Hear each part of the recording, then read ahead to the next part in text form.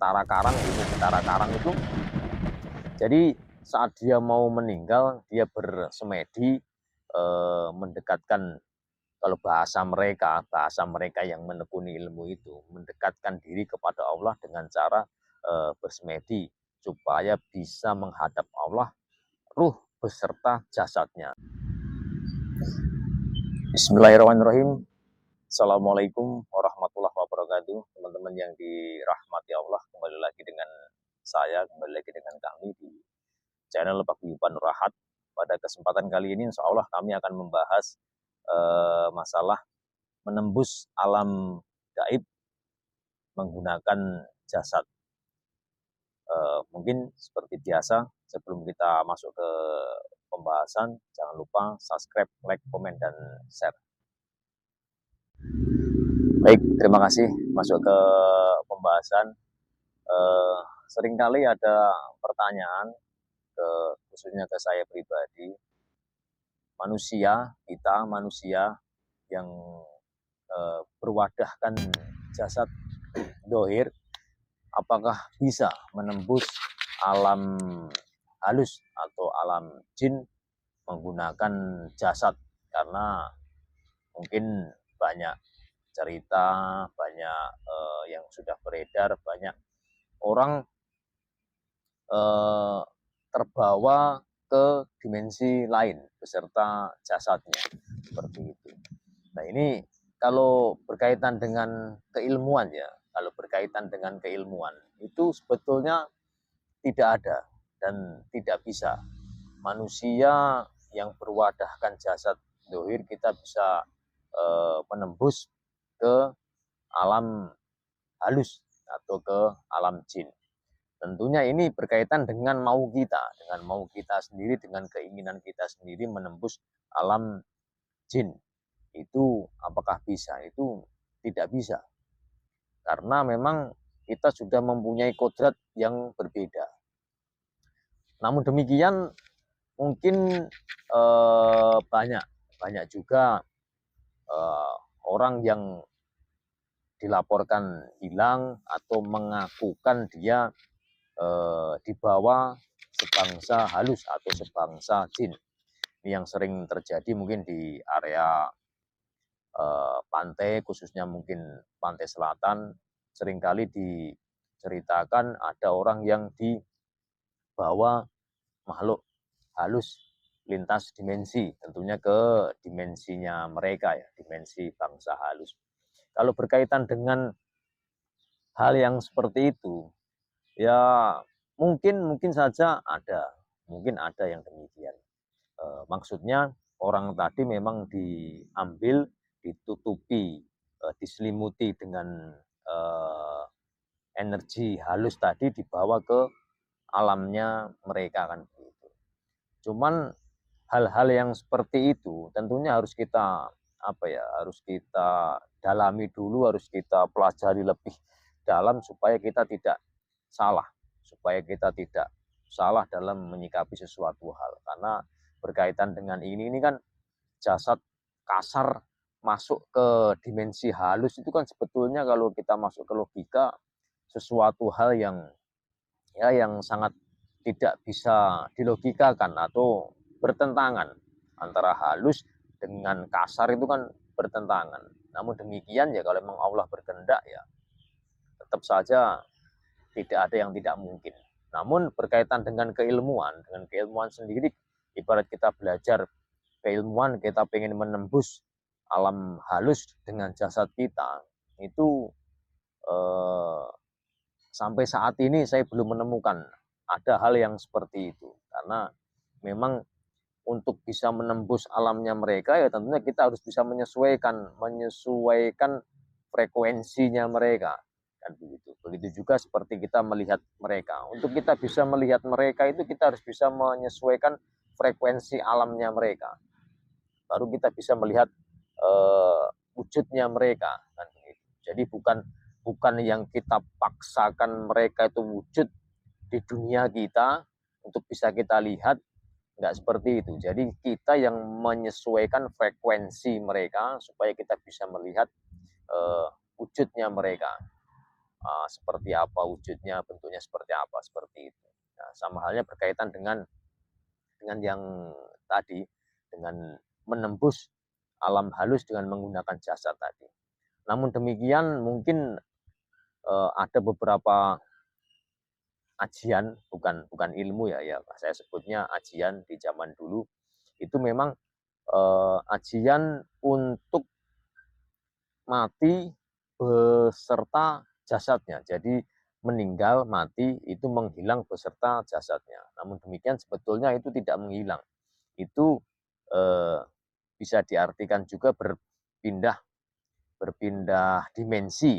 Namun dimensi yang disebut di sini belum bisa juga dipastikan masuk ke dimensi halus seperti itu. Karena itu adalah ajian. Namun kalau dilihat dari bentuk perwujudannya dan ritual pembentukannya ya mungkin bisa diartikan menembus dimensi mereka. Kenapa demikian? Karena ilmu ini adalah ilmu yang bersekutu dengan bangsa halus atau bangsa jin. Suatu contoh ilmunya adalah ajian Betara Karang ya. Ajian Betara Karang, ilmu Betara Karang itu jadi saat dia mau meninggal, dia bersemedi mendekatkan, kalau bahasa mereka yang menekuni ilmu itu, mendekatkan diri kepada Allah dengan cara bersemedi supaya bisa menghadap Allah, ruh beserta jasadnya seperti itu. Namun demikian yang terjadi saat orang mempelajari ilmu Betara Karang itu dia bersemedi, itu semakin waktu, semakin hari, semakin tahun itu badannya akan menyusut, akan semakin kecil, semakin kecil, semakin kecil begitu. Lama-lama akan berubah wujud menjadi jenglot gitu. Berubah wujud menjadi jenglot, akhirnya dia bisa terselimuti energi gaib atau energi halus. Nah, di situ bisa diartikan mungkin dia berpindah dimensi ke dimensi halus seperti itu. Karena jenglot ini adalah seperti mumi, seperti patung, namun sejatinya dia itu bernapas, hidup, dan dia juga bisa membuka matanya sewaktu-waktu. Namun ini saya bicarakan adalah jenglot yang asli ya tentunya, bukan jenglot yang patung begitu. Karena kadang-kadang praktisi spiritual itu juga mengatasnamakan kemampuannya untuk ya ini menarik jenglot dan lain sebagainya. Kan gitu. Cirinya apa? Jenglot yang asli dan tidak asli. Ya kalau yang asli seperti saya sampaikan tadi, yang asli itu hidup. Hidup dalam artian bukan kok bergerak, berjalan-jalan enggak. Namun dia eh, bernapas dan bisa membuka mata. Kalau kita perhatikan betul dadanya begini secara gamblang kita perhatikan itu ada pergerakan tipis, detak jantungnya itu ada pergerakan tipis. Namun kalau memang itu tidak terlihat, salah satu caranya adalah kita dekatkan hidungnya jenglot tadi ke tangan kita ya, ke bagian sini nih, dekat telapak. Kan sini sangat sensitif, entah hangat, entah apa itu sensitif di sini. Jadi kita dekatkan begini, kita akan merasakan hembusan napasnya, kan begitu. Namun itu tidak dianjurkan. Satu tidak dianjurkan, keduanya memang tidak semuanya orang mempunyai barang seperti itu. Karena itu bisa masuk apa ya, bisa dibilang masuk ke pesugihan lah. Karena jenglot itu akhirnya bisa diperbudak karena itu sudah nyampur ke dimensi lain tadi. Tapi bahayanya orang yang miara jenglot, yang jenglot asli itu minumnya minum darah. Dan darahnya bukan kok darah ayam, darah kambing atau darah sapi, enggak. Dia minumnya darahnya darah manusia. Pernah dulu ada yang punya itu ya saya tahu orangnya tapi bukan kok teman akrab ini, enggak. Saya tahu orangnya, dia punya. Itu dia beli darahnya di PMI untuk ngasih minum jenglot tadi. Karena emang bener-bener minum, bener-bener nyerot darah dia. Ya, kalau bahayanya jenglot tadi kalau seandainya dia kita piara, kita telat ngasih makan, ya makanannya ya minuman dari darah tadi. Itu saat dia membuka mata, siapa yang dilihat sama dia, ya itu harus diminum darahnya. Begitu. Jadi tidak ada manfaatnya, tidak ada mudaratnya. Seperti itu. Jadi kalau teman-teman pelaku spiritual atau orang yang menyukai spiritual itu kalau memang mau arahnya ke sana, ke belajar spiritual atau mengetahui kebesaran Allah melalui jalan spiritual, itu ya kita tidak perlu menyinggung atau mendekati hal-hal yang tidak baik seperti itu. Baiknya ya kalau memang kita pengen mempelajari spiritual ya cukup dasar-dasarnya, kita bisa melihat, bisa menembus dalam artian melihat tadi alam halus tadi, itu untuk mengokohkan hati, mengokohkan jiwa kita bahwa memang Allah itu maha besar dan Allah itu menciptakan jin dan manusia tidak lain hanyalah untuk beribadah menyembah kepada Allah, seperti itu. Mungkin gambarannya seperti itu. Jadi kalau menembus alam halus, alam jin menggunakan jasad dengan ilmu, dengan keilmuan ya, maksudnya kita sehat begini, kita nembus masuk, terus kita keluar masuk, seperti kita keluar ke rumah itu tidak bisa. Seperti tidak bisa. Kalau mengalami kecelakaan, maksudnya kecelakaan itu kita diambil bangsa halus, dibawa ke alamnya mereka, terus kita dikembalikan, yaitu Allahu alam. Mungkin bisa terjadi, mungkin juga tidak. Itu kebenaran yang hak hanya Allah yang tahu. Mungkin seperti itu. Ada pertanyaan? Ada Mas, itu yang disebut moksa itu masuk ke alam gaib secara dohirnya raganya ikut, apa moksa itu beda itu Mas? Ya, Terima kasih. seperti yang saya jelaskan tadi ya. Jadi moksa yang mungkin banyak diketahui orang tadi, itu kan melalui proses ritual. Ritualnya adalah ritual semedi tadi. Seperti ya saya contohkan, dia mungkin mempunyai ilmu yang seperti tadi lah, ilmu petara karang atau ilmu apa kan. Itu kalau berkaitan dengan ilmu hitam tentunya kan begitu. Namun kalau moksa yang dimaksud itu bisa moksa hilang beserta jasadnya terus menghadap ke Allah, ya kalau kita umat muslim tentunya ya kita imani adalah kalau orang meninggal itu yang diambil ya ruhnya, bukan beserta jasadnya. Jasad ini adalah wadah eh, kasar atau wadah yang berbeda dengan ruh kan gitu. Tetap saja kalau seandainya kita meninggal, itu yang diambil itu adalah ruhnya. Cuman memang seperti yang diketahui, yang dipelajari orang-orang khususnya zaman dahulu, zaman-zaman kerajaan, memang banyak ilmu yang menyatakan seperti itu. Dan banyak cerita tokoh-tokoh besar yang meninggal moksa, hilang beserta jasadnya.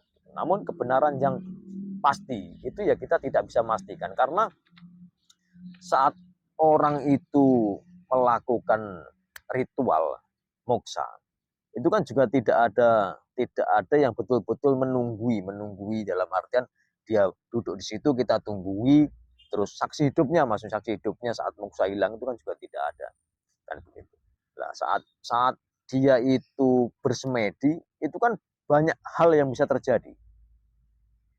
Suatu contoh begini, saat dia semedi, terus dia bisa meninggal waktu semedi, terus ada makhluk halus mengambil jasadnya disembunyikan, itu bisa saja terjadi. Seperti itu. Jadi ya hakikatnya ya antara ruh dan jasad tadi terpisah. Namun jasad tadi hilangnya kemana, itu kan kita tidak tahu. Kan begitu. Nah itu sulit diterka. Kalau memang itu kondisinya meninggal dalam dalam artian kita saat ini kan gitu. Namun ya kita sebagai orang yang beriman ya apapun yang ada di depan kita, kita juga tidak boleh janggal. Apapun bisa terjadi kalau Allah berkehendak. Kan begitu. Khususnya kita umat Islam. Suatu contoh dikisahkan, diriwayatkan saat kita ya tentunya umat Islam. Saat Nabi Isa mau disalib itu kan diserupakan, akhirnya Nabi Isa diangkat ke langit dan begitu. Nah, itu kan kita juga tidak bisa mengartikan tentunya dipisahkan, meninggal dulu diangkat ke langit, yang juga tidak demikian. Makanya semua hal bisa terjadi. Namun demikian berkaitan dengan kita menembus alam tadi atau moksa, yang dimaksud adalah moksa perkara ilmu tadi, ya kalau bagi saya sendiri keyakinan saya kalau meninggal ya pasti rohnya dicabut. Perkara jasad tadi nanti larinya kemana, itu banyak kemungkinan. Seperti itu. Cukup Mas. Oke, cukup, terima kasih ya. Berkaitan dengan ini tadi, jasad bisa menembus alam halus, ya mungkin tidak terlalu signifikan, tidak terlalu banyak yang bisa kami sampaikan. Namun demikian, harapan kami adalah kami cuma bisa memberi gambaran. Jadi jangan mudah tertipu daya dengan tipu daya jin atau syaitan. Karena memang mereka itu sangat-sangat mudah menggelincirkan dasar keimanan kita kan gitu. Tentunya satu yang perlu kita ingat adalah mata kita itu mudah tertipu. Mata kita itu mudah dibohongi. Jadi jangan mudah memvonis sesuatu hal apapun itu yang kita pandang sekilas dengan mata kita. Suatu contoh, kita melihat orang kayaknya sombong, kayaknya angkuh dan lain sebagainya. Namun ternyata orangnya dermawan, baik hati dan lain sebagainya. Karena apa? Karena kita mudah tertipu dengan mata tadi. Jadi apapun yang kita lihat itu jangan mudah kagum, jangan mudah memvonis. Kita harus memastikan kebenarannya dulu, kita harus logikakan semua ilmuannya benar atau tidak, barulah kita bisa menyimpulkan. Menyimpulkan tentunya kita simpulkan hal yang baik. Yang paling utama adalah utamakan husnudon, utamakan berprasangka baik, jangan dahulukan berprasangka buruk. Mungkin itu saja. Supaya apa? Supaya kita bisa menjaga hati kita tetap bersih, tetap dekat, tetap tawakal kepada Allah. Akhir kata, seperti biasa saya ingatkan, kebenaran yang hakiki itu hanya hak mutlak milik Allah Subhanahu wa taala. Apabila ada ucap kata saya yang salah, saya mohon maaf yang sebesar-besarnya. Akhir kata, wassalamualaikum warahmatullahi wabarakatuh.